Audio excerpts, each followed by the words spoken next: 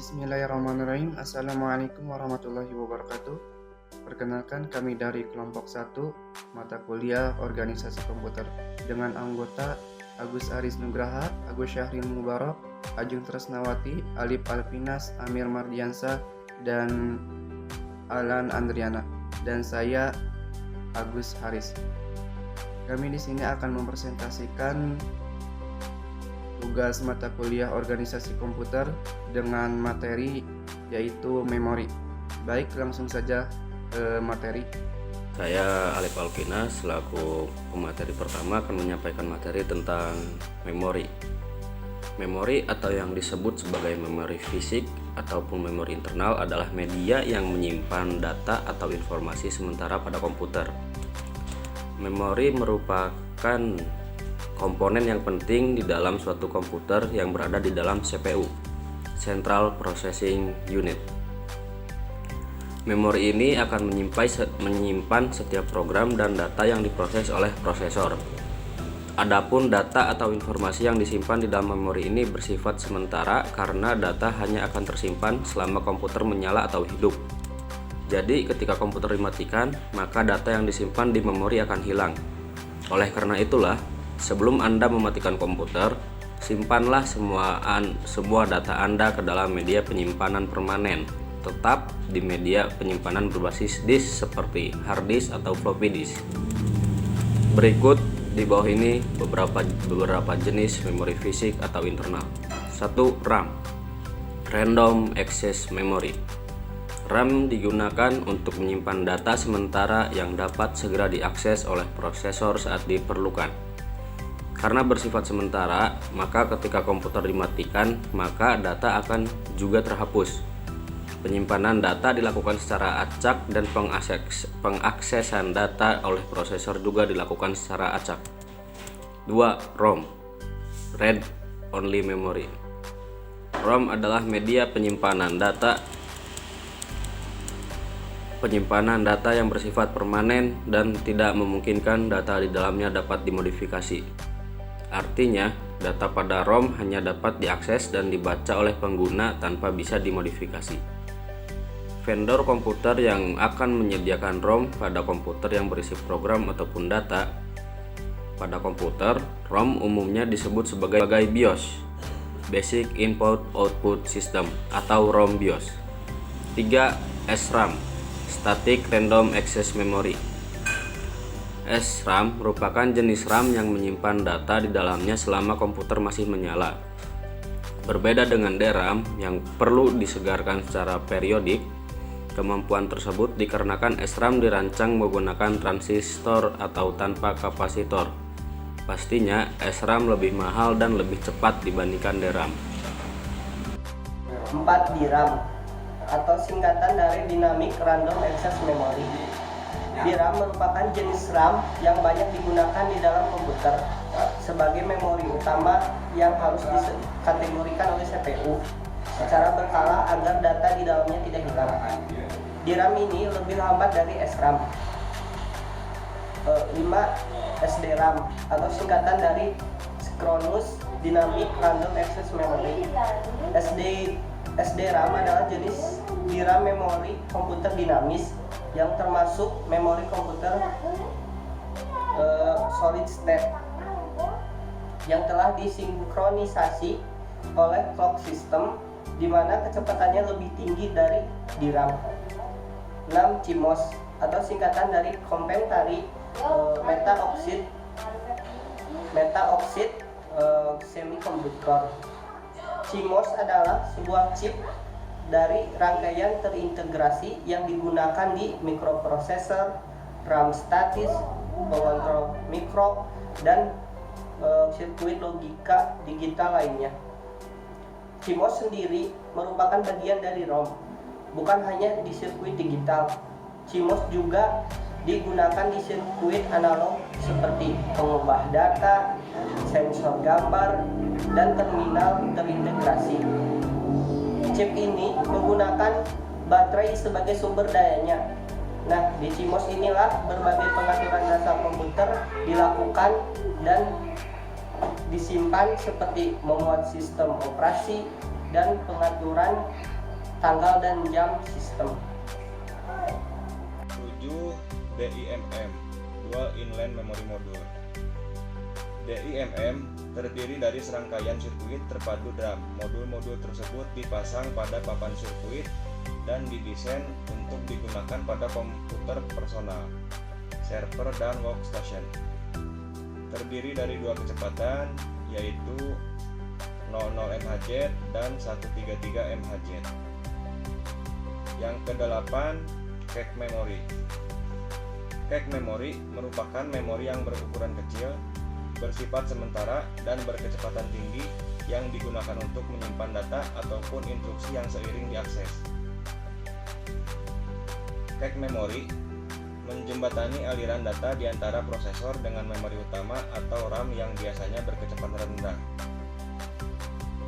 Harga dari memori ini juga lebih mahal daripada memori utamanya. Cache memory berguna agar pemroses mengacu kepada cache memory yang kecepatan aksesnya lebih tinggi, sehingga kinerja sistem meningkat. Fungsi memori. Memori internal berfungsi sebagai pengingat sebagai media penyimpan data ataupun program yang bersifat sementara. Dengan kata lain, jika komputer mati, maka data pun akan hilang. Dalam penggunaannya, memori internal diakses secara langsung oleh prosesor. Adapun fungsi utama dari memori internal adalah yang pertama, menyimpan data dari peranti masukan sampai data dikirimkan ke ALU untuk diproses lebih lanjut. Yang kedua, menyimpan daya hasil sebelum dikirim ke peranti keluaran. Yang ketiga, menampung instruksi ataupun program dari peranti masukan ataupun dari peranti pengingat sekunder.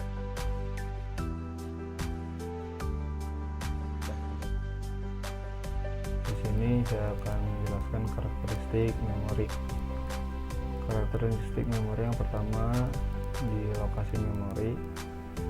Lokasi memori internal yang sering disebut dengan memori fisik atau utama terletak di dalam CPU dan bersifat internal terhadap sistem komputer. Memori internal sendiri biasanya menggunakan media random access memory. Kemudian kapasitas memori. Kapasitas memori internal biasanya dinyatakan dalam bentuk byte. 1 byte sama dengan 8 bit atau word. Panjang word pada umumnya ada 8, 16, dan 32 bit. Satuan transfer itu sama dengan jumlah saluran data yang masuk dan keluar dari modul memori.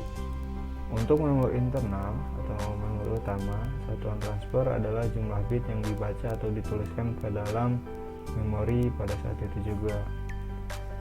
Nah, kita akan membahas word. Word itu biasanya sama dengan jumlah bit yang digunakan untuk merepresentasikan bilangan dan panjang instruksi kecuali VAX dan CRI1. CRI1 memiliki panjang word 64 bit dengan memakai representasi integer 24 bit. VAX memiliki panjang instruksi yang beragam dengan ukuran word, yaitu 32 bit. Kemudian addressable unit. Addressable unit sama dengan word, adapun hubungan antar mereka yaitu panjang suatu alamat dinyatakan dengan A dengan jumlah addressable unit dinyatakan dengan N adalah 2 pangkat A sama dengan N. Kemudian metode akses memori. Metode akses memori itu dibagi menjadi 4, yaitu sequential access, direct access, random access, dan associative access. Sequential access yaitu memori diorganisasikan menjadi unit-unit data yang disebut sebagai record. Akses pada memori dibuat ke dalam bentuk urutan linear yang spesifik atau jelas. Untuk memisahkan record yang ada dan membantu proses pencarian, maka digunakan informasi pengalamatan. Mekanisme baca atau tulis digunakan secara bersama-sama dengan menuju lokasi yang diinginkan untuk mengeluarkan record. Sangat beragamnya waktu akses record. Kemudian contoh dari special access adalah akses pada pita magnetik. Kemudian yang kedua adalah direct access. Direct access juga menggunakan mekanisme baca atau tulis. Tetapi setiap record dan blok memiliki alamat yang unik atau khas berdasarkan lokasi geofisiknya. Pengaksesan pada memori dilakukan secara langsung terhadap kisaran umum general vicinity untuk mencapai lokasi akhir. Beragamnya waktu aksesnya. Contoh dari direct access adalah akses pada disk. Kemudian ada random access. Setiap lokasi bisa dipilih secara acak dan diakses, kemudian diberi alamat secara langsung. Waktu akses pada memori tertentu bersifat konstan dan tidak tergantung pada urutan akses sebelumnya. Contoh dari random access adalah sistem memori internal. Yang terakhir adalah associative access. Setiap word dapat ditemukan berdasarkan isinya dan bukan alamatnya. Setiap lokasi mempunyai mekanisme penghematan sendiri. Waktu pencariannya tidak bergantung secara konstan pada pola akses sebelumnya ataupun lokasi. Contoh dari associative access adalah memory cache. Pada bagian kelima, di sini ada kinerja memori, di mana kinerja memori ini mempunyai 3 buah parameter yang berfungsi untuk mengukur kinerja sistem memori. Yang pertama itu proses atau access time. Proses adalah waktu yang diperlukan untuk melakukan operasi baca atau tulis pada memori internal atau RAM. Yang kedua ini ada waktu siklus atau disebut juga dengan cycle time, di mana waktu siklus ini merupakan pengambilan dari waktu proses dan waktu transien hingga sinyal menghilang dari saluran sinyal atau untuk menghasilkan data jika data itu dibaca secara destruktif. Yang ketiga yaitu adalah pemindahan atau disebut juga dengan transfer rate, di mana transfer rate ini merupakan kecepatan pemindahan data ke unit memori ataupun data yang ditransfer dari unit memori pada memori internal atau RAM. Transfer rate sama dengan satu atau waktu siklus.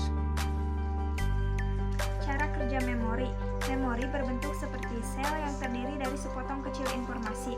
Informasi di dalam memori dapat berupa data ataupun instruksi kepada komputer untuk melakukan sesuatu. Data di dalam memori dapat menjadi suatu perintah untuk keadaan tertentu. Informasi disimpan di dalam memori sebagai angka biner. Nah, informasi yang masih belum berbentuk biner nantinya akan di-encoded atau diuraikan oleh instruksi-instruksi yang akan memecahkannya menjadi urutan angka. Instruksi memecahkan informasi yang lebih kompleks dapat digunakan untuk menyimpan suara, gambar, video, dan beragam informasi lainnya. Nah, informasi yang disimpan dari sel itulah yang disebut sebagai byte. Memori bisa ditulis dan dihapus berulang kali sesuai dengan penggunaannya.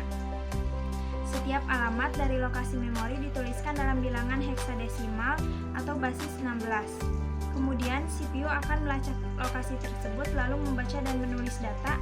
Adapun transistor dan kapasitor di dalam chip memori diatur dalam bentuk baris dan juga kolom. Memori internal komputer yang paling umum adalah RAM atau Random Access Memory yang mampu menyimpan data sementara secara optimal dikarenakan dengan mengambil dan menyimpan data dengan lebih cepat. Penyimpanan data sementara pada memori internal membutuhkan aliran listrik. Artinya komputer haruslah menyala. Ketika komputer mati, maka data pun menghilang. Apa yang terjadi saat komputer dihidupkan?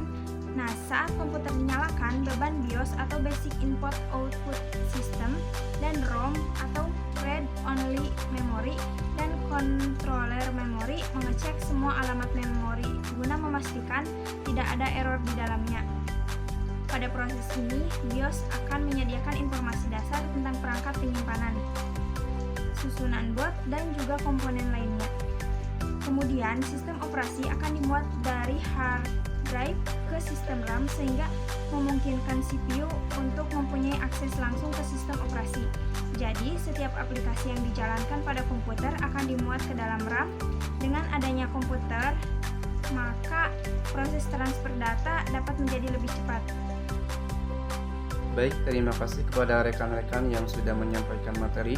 Untuk kesimpulan materi kali ini, yaitu memori adalah media yang menyimpan data atau informasi sementara di dalam komputer. Mungkin itu materi dari kami. Cukup sekian. Mohon maaf bila ada kekurangan. Ditutup billahi taufiq wal hidayah. Wassalamualaikum warahmatullahi wabarakatuh.